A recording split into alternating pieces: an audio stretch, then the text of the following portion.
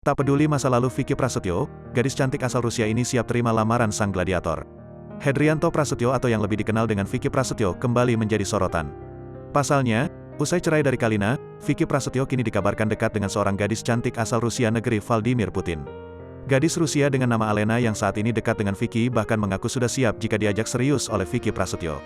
Melalui sebuah kanal YouTube dapur bintang online milik Antonius Rovi, Alena menunjukkan sebuah cincin yang tengah melingkar di jari manisnya.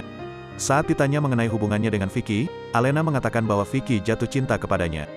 "Jadi apa hubungan kamu saya Vicky?" tanya Celine Evangelista yang saat itu menjadi presenter pada acara tersebut. "Dia jatuh cinta sama aku," jawab Alena.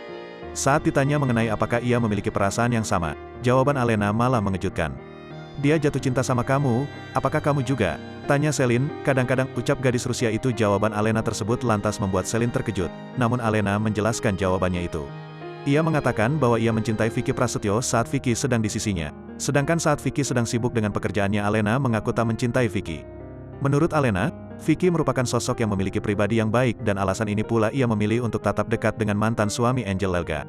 Alena mengatakan ia tidak peduli dengan masa lalu Vicky Prasetyo, karena menurutnya kepribadian Vicky yang selalu bersyukur membuat ia mencintai Vicky.